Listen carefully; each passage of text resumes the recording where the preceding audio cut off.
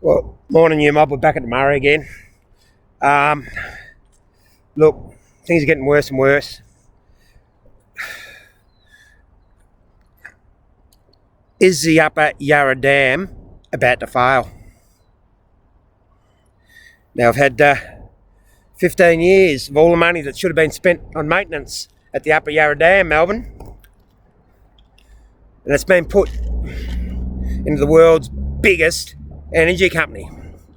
Now, John Thwaites has organised this as Minister for Water, and then he's made himself chairman for life at Melbourne Water, having got rid of the very competent Brian Bailey, who would never, ever have allowed that foul, unneeded desalination plant at Wonthaggi. Now let's talk about that. So it's been running for what, 8 years, 9 years. You've paid them countless, like billions, like whatever. How much water is it supplied? Essential water.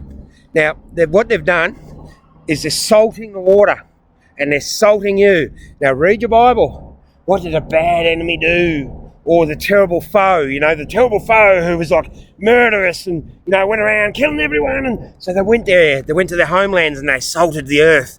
Well, here, that's not enough for them. That's not enough. They don't want to just salt the earth. They want to salt God's water too. Now, if you allow them to do this, you're going to have to answer for it because you are financially supporting them. Now, I've got some good news. If you live in Greater Melbourne, you're owed $10,000 by John Thwaites personally, but we'll spread it across a couple of corporate litigants this week. Well, let's call it this month. Australia's biggest lawsuit is going to be launched against Melbourne Water, which is operating outside the law and completely illegally. Like, they were not just putting fluoride, which will give you, no, that's you, when they put fluoride in the water, that's our kids' teeth. Now, hang on a second, that's all over your gardens, all in your food. When you wash, you absorb it through your skin and that gives you arthritis. But anyway, so they give you arthritis and a lot worse, and then they put that awful salt in it that's not needed. They can just shine ultraviolet light on it and kill anything in the water. No, let's salt them. And then there's other things going in as well. All right, this has gone too far. Now, the Australian Constitution states very clearly you're not allowed to prescribe water. That's what happened in England. They just dope you up. They'd go to a town and they just dope everyone. Just feed them heroin in the water and everyone would fall asleep. Or whatever they were making chemical-wise then. Now, you've got to get with reality here. This is not a game and we're not making it up. All right? There's a very, very foul plan afoot. Jeff Kennett started it. John Thwaites has executed it. There's a bloke called Tony Kelly. He was the lady rater at Yarra Valley Water. Every woman at Yarra Valley Water was rated by Tony. Didn't matter how competent they were, it was just what they looked like for Tony. Now, this is during the big drought. It's bad enough at any time, but when you should be keeping an eye on the water. So Tony's the desalination spukier, as in a psychopathic liar. His seats are too expensive. But, at that time, I was told there was no corruption in Victoria. But the world's biggest energy company and biggest polluter, who set fire deliberately to the brown coal plant, the dirtiest brown, they own 18 of the 20 dirtiest brown coal plants in the world. Here in Melbourne, we can bring the biggest energy company in the world undone. We can put 5 people behind bars for life, and they need to be people, like what they're doing for money. Now, John Thwaites is a bit of a head case because, look, he's a drifter in life, a trust fund baby, of course a lawyer, he's never practiced, couldn't land a client, and he looks charming when you meet him. But about 5 minutes later, you pick up how shallow and what a psychopathic liar he is.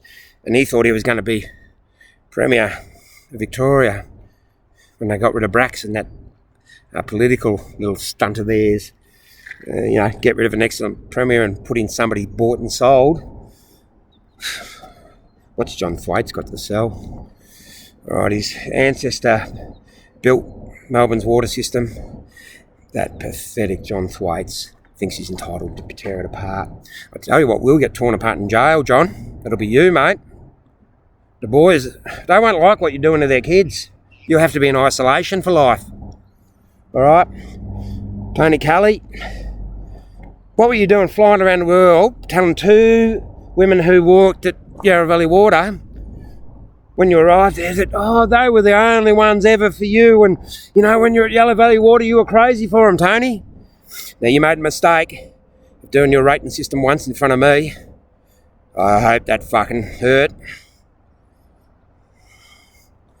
Right. There's other parties to be known. Interesting party on this one is Microsoft via LinkedIn. No, they are playing. Microsoft is intermittently Australia's biggest warmer of water. One of the big problems with coal power and steam power is that the fact that it heats water up. And in the same way, you can see the evap coming off this water on the water here if it's a decent camera. You probably can't. It's not really that decent a camera. But what these data centres do is they warm up water and then they return it to rivers. And that's what coal power plants did, and that's what causes your blue-green algae blooms and contamination and death. So Microsoft, you're going to have to start cooling that water. But that LinkedIn playing of yours, that little LinkedIn game that's been going on for the last 4 or 5 years, that's pure evil. I don't think LinkedIn should be allowed in Australia. It's just manipulable. Look, Yarra Valley Water, everybody thought Yarra Valley Water was a water company, not just a water billing company. They thought they were a utility. You had plumbers and everything. Yarra Valley Water doesn't have plumbers. They don't employ one plumber. All they do is send out water bills for Melbourne Water. And Melbourne Water is operating so... I was at the breakup meetings of the Melbourne Metropolitan Water Works. Now, Melbourne Water was never... They're basically a leasee. Like, okay, if you guys do a good job, you can look after our water. Now, what I did was they entered into illegal deals, intimidated very good South East Water into playing along. And, City West Water just does what it's told. I don't know what they're thinking up Barwon Water. We'll never talk to them. But when you see the paperwork come out, just drop your name on it. You owed about $10,000. It'll cost you probably $1,500 in legal fees to get your 10 back. So you get your $8,500 back from John Thwaites.